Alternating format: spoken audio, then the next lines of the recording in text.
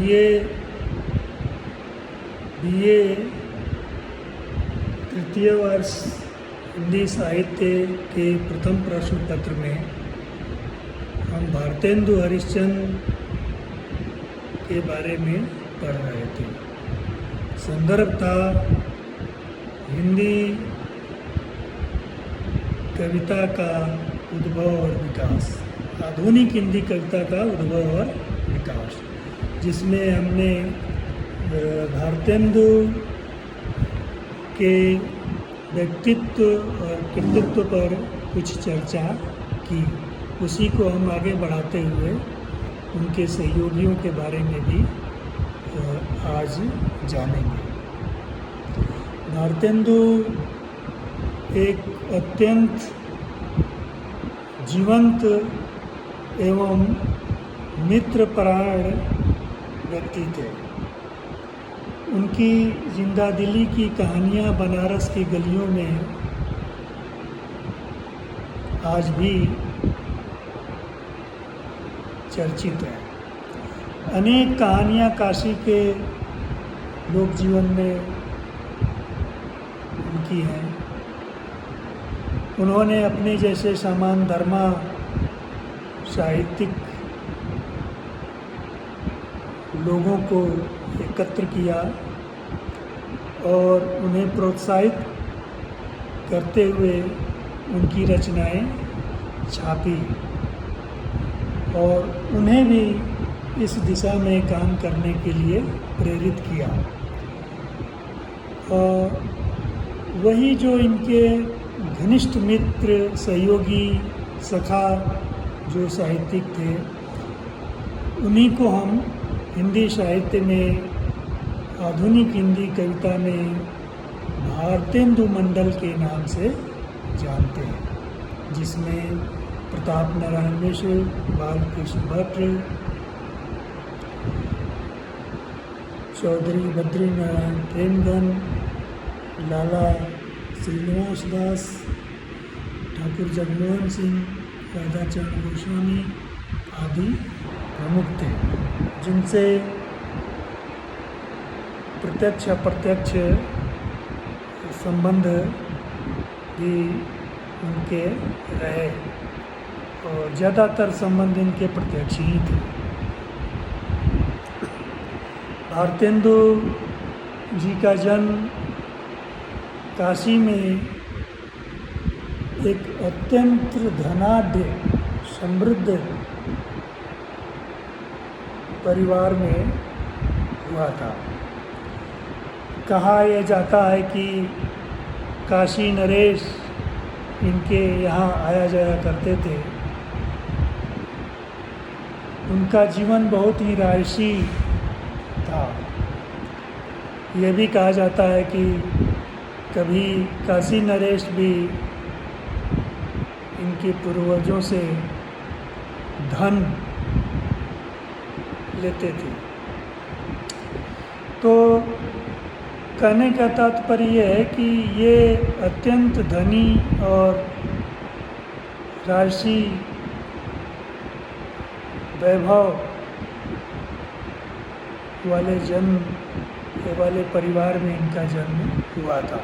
किंतु भारतेंदु जी का धन के प्रति सदैव उपेक्षा रही। वे हृदय से महादानी थे। उनका यह जरूर है कि उनका अंतिम वक्त अभावग्रस्त गुजरा, लेकिन उन्होंने पैसे पानी की तरह बहाए अपने मित्रों पर, परिचितों पर, ज़रूरतमंदों पर। भारतेंदु जी न सिर्फ एक महान साहित्यकार थे, बल्कि वे एक महामानव भी थे। भारतेंदु हरिश्चंद्र राष्ट्रीय विचारों, राष्ट्रीय प्रेम के विचारों से ओतप्रोत उनका साहित्य साम्राज्यवाद का विरोधी था। उन्होंने अपने साहित्य में देश की विषमता का, सामाजिक विषमता का चित्रण किया है, उनकी पीड़ा को स्वर दिया है और उन्होंने उसके निराकरण के भी उपाय बताए और प्रेरित किया। भारतेंदु के साहित्य में भक्ति, रीति और आधुनिकता की त्रिवेणी देखी जा सकती है, किंतु उनका ऐतिहासिक महत्व आधुनिक साहित्य के प्रवर्तक के रूप में है। उन्होंने नए बोध पर आधारित यह साहित्य विकसित किया। इन्हीं गुणों के कारण आधुनिक साहित्य के प्रारंभिक दौर को, आधुनिक जो हिंदी काव्य का प्रारंभिक दौर है, उसको भारतेंदु युग के नाम से जाना जाता है। यह उनके प्रति श्रद्धा है और उनकी प्रतिभा का सम्मान भी। प्रवर्ती हिंदी साहित्य का विकास जिस दिशा में हुआ, उस पर सबसे पहले भारतेंदु और उनके सहयोगी रचनाकारों ने कलम चलाई। जैसा कि मैंने पहले बताया था, भारतेंदु ने कविता, कहानी, नाटक, उपन्यास, इतिहास ग्रंथ,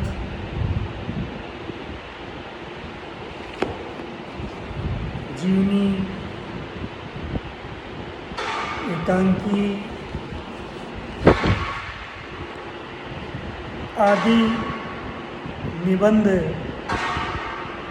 आदि अनेक विषयों का उन्होंने सूत्रपात किया, अनेक विधाओं का सूत्रपात किया और विभिन्न विधाओं में लिखते हुए उन्होंने आधुनिक हिंदी साहित्य का प्रवर्तन किया। भारतेंदु जी को जीवन बहुत छोटा मिला था। उनका जन्म, जैसा मैंने पहले बताया था, उनका जन्म 1850 में हुआ था और 1885 में उनका देहांत हुआ। महज 35 वर्ष की उम्र में उन्होंने जो प्रबुद्ध साहित्य की रचना की है, वह अद्भुत, अविश्वसनीय, अकल्पनीय